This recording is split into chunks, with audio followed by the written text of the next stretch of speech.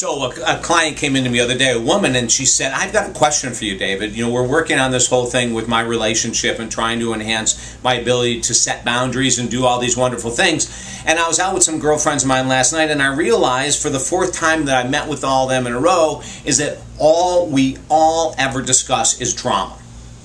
And I don't understand it. She starts laughing, right? She goes, what is it about women and drama? And she said, it's true. When I go and hang out with my guy friends, or I talk to guys about, you know, what they're doing and what they're saying, and if I start going into some kind of drama talk about a girlfriend and her husband or this, they always go, enough already, enough. Like, what is it? She goes, what is it with women and drama? I am David Essel. Now, we can't be totally stereotypical and say all women love drama, but I will say that from the looks of it in regards to what she's saying with her friends, and this is a very fun woman, a very successful woman. She's been in sales for a number of years, very outgoing, etc., etc., and her friends are a real mix, as she's told me about them over the times that we've worked together. There's some that are extremely extroverted, some very introverted, but like what she was saying is whenever they get together, that the conversation usually goes to some type of drama. And so the question is why? You know, why would women be more attracted to drama-filled conversation than men? And we could probably go back to the beginning of the time, but let's just go back to the beginning of our childhood. I think a lot of times, you know, women and men, or young boys and young girls, are sort of like carried along in a stream of consciousness that they have no idea that they're being embedded with. And that happens with boys, young boys, with sports and building and those kind of things. And it also happens with young girls when they are encouraged to do the whole tea party thing and dinners and setting the tables, you know, in their own little fantasy make-believe world. But when they're hanging out with the moms, their moms that are talking about the latest soap operas and movies and all that kind of stuff, or they're talking about who's divorcing who in Hollywood, then that just becomes who they are. Just like with young boys, oftentimes they're talked about, you know, who's winning what races and what football team is doing this. And do you see what I'm saying? It is highly stereotypical, the response I'm giving right now, highly genderized, but I believe that it's very valid in regards to why do we carry through with these traits today. Women are often looked at as being very, very communicative, and the more communicative at some level in life, the better. They're encouraged to be that way. Young boys growing up, and I'm talking about young women, boys growing up, it's not as important to express emotions and to talk about what they're feeling and to talk about what's it like for so-and-so to not make the football team. Those things aren't encouraged, and yet from a female perspective they are.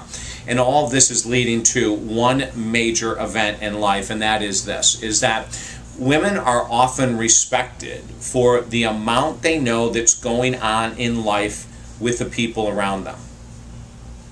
And that's just a fact. You might argue with me and say that that's not true in my life, and I'm not saying that all women act like this, but many women, the higher up that they want to be in the echelon with their friends, is the more they must know and they must be able to express about people, events in the world around them that has to do with chaos and drama, quite frankly.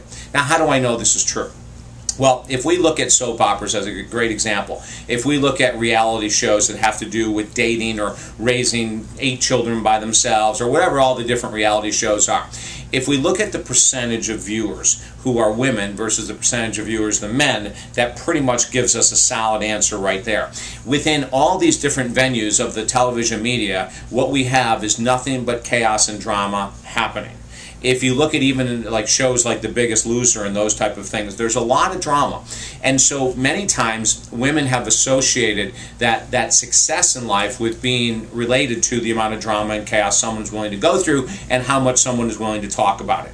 Now, on the other hand, we look at men, and I'm not saying this is necessarily healthy for men to suppress emotions and to not talk about the drama and chaos in their life, and they often don't. What they'll do is they'll use other sources like addictions. They'll also use work as an addiction to not deal with the chaos and drama in life, where women are encouraged to express it, to talk about it, because as I said earlier, the more you know, the more you express, the more you talk, in many people's eyes, the higher you are, the more respected you are in the women's circles. And I think that it's time to change this.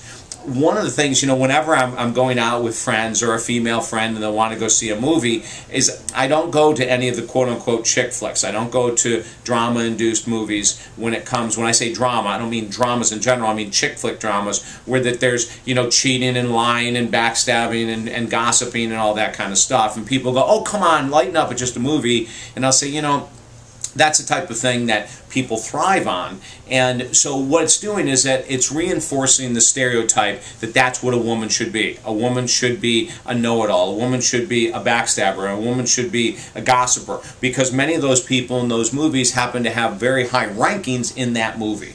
Now, what's the purpose of this video? The purpose of the video is simply awareness and awakening. Is that we can take a look around and say, do I gossip? If I'm a woman, do I gossip? And when I say do I gossip, I mean, are you talking about an A-list celebrity that's gone back into rehab? Are you talking about someone who shouldn't have had another child and they did? Are you talking about, you know, whatever, right? Are you talking about other people's downfalls? Because what's the reason for gossip? The number one reason for gossip is to be able to feel better about ourselves by putting someone else down. Period. That's it. That's the only reason we gossip. So you can evaluate your own life right now, take a hard look at it. It might not be a pretty picture, and say, oh my God, you know, when I look at talking about Mary or Kathy at work or so-and-so from the church or this movie or this A-list celebrity, I'm always bringing people up to this perspective of, I know the latest that's going on, which makes me feel really important, and everyone's in awe of me because I'm putting other people down. That's it. So we can actually start to create the addiction around drama and chaos. And if you want, on YouTube here, I have a whole video on drama and addiction and chaos. So go ahead and watch that one. I won't get into it right now. But it becomes such an addictive nature that we're doing it without even knowing it. So if this makes sense to you, share it with other friends, share it with men, share it with women. Get the word out, because it's so prevalent in my office, it's not even funny.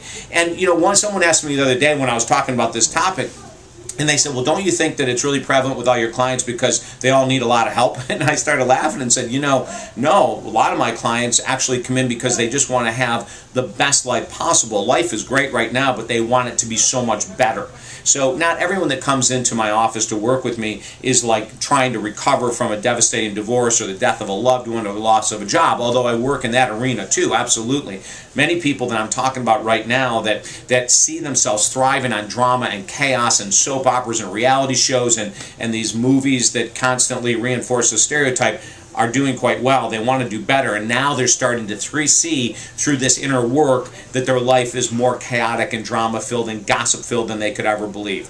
This is insidious, and it goes below the surface. Check it out. Also, if I can help you in any way, talkdavid.com is the website, talkdavid.com. And don't forget to sign up for YouTube right here so that every video we put out you get right away. Okay, have a great day. Bye-bye.